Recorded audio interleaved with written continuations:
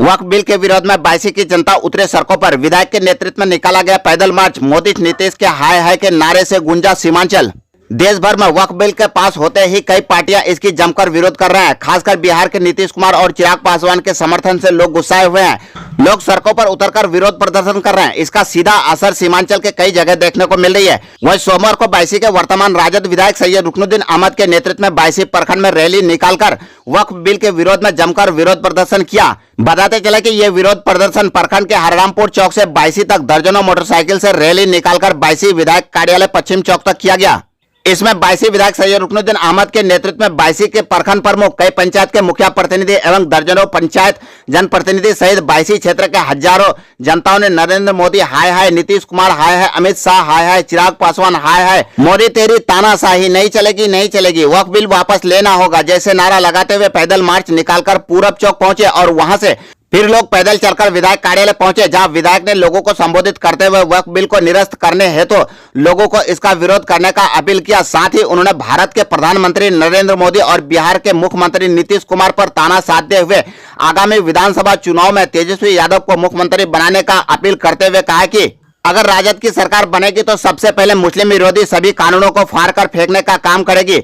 वहीं मौके पर राजद प्रखंड अध्यक्ष अब्दुल राजिक, प्रखंड प्रमुख इम्तियाज आलम ने लोगों को संबोधित करते हुए वक्फ बिल को निरस्त करने की मांग को बुलंद कर प्रदर्शन को समाप्त किया। तत्पश्चात बायसी अनुमंडल पदाधिकारी कुमारी तोसी को ज्ञापन सौंपा। आज वक्फ बिल के विरोध में आप लोग पैदल यात्रा बाइक से रैली निकाली, क्या प्रभाव पड़ेगा इससे यहाँ के जनता पर और सरकार पर?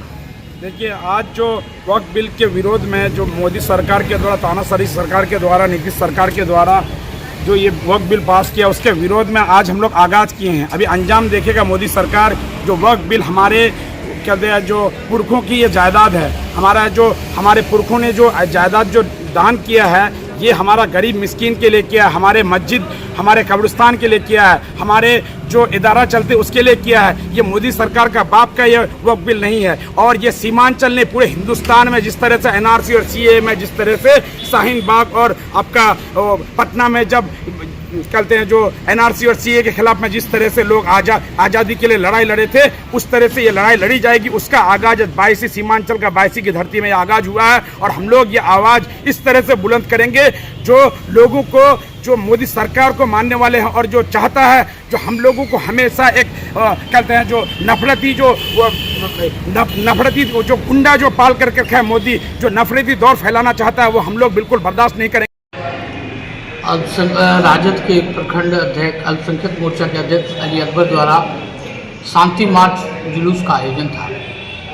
मौजूदा भारत सरकार ने जो वक्फ बिल पास किया है, ये संविधान के विपरीत है। और इसमें जो हमारे राज्य के माननीय मुख्यमंत्री श्री नीतीश कुमार जी, चंद्रबाबू नायडू जी और आपको जयंत चौधरी जी, चिराग पासवान जी, इन लोगों ने जो अल्पसंख्यकों को गुमराह करने का काम किया है। जब भारत के पार्लियामेंट में भारतीय जनता पार्टी ने एंटी मुस्लिम लॉज बनाए हैं, इन सारे लॉज में हमारे मुख्यमंत्री का और इन सभी लोगों का समर्थन रहा है। चूँकि मुसलमान देश की दूसरी आबादी है और ये देश का संविधान जो कहता है उसके विपरीत ये सरकार काम करती है। ऐसे काले कानूनों का हम लोग विरोध करेंगे और इस कानून को फाइज और लागू होने हम लोग नहीं देंगे जब तक ये सरकार अपना काला कानून वापस नहीं लेता है। हम लोगों का संघर्ष जारी रहेगा। सर, जब नीतीश, ये तो वो समझेंगे, चूंकि वो समाजवादी विचारधारा के नेता थे। पूरे बिहार के राजनीतिज्ञों की ये अवधारणा थी कि नीतीश कुमार ऐसे काले कानूनों का विरोध करेंगे, लेकिन अब वो आरएसएस की गोद में बैठ गए हैं और ऐसे सारे कानूनों का समर्थन कर रहे हैं। इसका उदाहरण, अनेकों उदाहरण है जिसमें मुसलमानों के खिलाफ देश में जितनी भी कानूनें बनी है, इस देश के प्रधानमंत्री इस देश को आज़ाद कराने में जो मुसलमानों की कुर्बानी रही है, इसका जीता जागता सबूत इंडिया गेट पर शहीदों का लिस्ट है। उस लिस्ट का मूल्यांकन किया जाए और सभी धर्मों के लोग, हिंदू, मुस्लिम, सिख, ईसाई ने मिलाकर इस देश को आज़ाद कराया था। क्या यही सपना था? इस देश की दूसरी आबादी को नरेंद्र मोदी और भाजपा की सरकार बार बार नीचे गिराने का काम कर रही है और संविधान में जो हम लोगों को हक मिला है, उस हक का भी ये सरकार हम लोगों को बेहक कर रही है। मैं चाहूँगा इस देश के पूरे सेकुलर लोगों से, सभी लोगों से, कि ऐसी सरकार का विरोध होना चाहिए और जो संविधान के विपरीत काम करता है। मुस्लिम लोग आखिर क्या इसमें लग ये रहा है? तवारीख रही है मीर जाफर और जैन चंद की औलादों का, और हर धर्म में आज़ादी के वक्त भी ये जो आज सरकार चला रहे हैं, ये आज़ादी के वक्त इनकी कोई भूमिका नहीं थी। उस वक्त ये मीर जाफर और जयचंद का रोल अदा कर रहे थे। जब देश स्वतंत्र हुआ, सभी की कुर्बानियों, सभी जातियों की कुर्बानी के बाद, तब ये सत्ता का भोग करने के लिए अभी नए नए कानून बना रहे हैं जो न्याय संगत भी नहीं है, न्यायोचित भी नहीं है। सदन के दोनों सदनों में और राष्ट्रपति के द्वारा जो है कि कानून पास कर दिया गया है, तो आगे की रणनीति राजद पार्टी के द्वारा क्या होगी? न्यायालय है, court is up to government, न्यायालय सर्वोपरि है। हमारा पार्टी न्यायालय गया है। हमारे माननीय सांसद जो महागठबंधन के किशनगंज के सांसद हैं, वो सबसे पहले उन्होंने रीट किया है।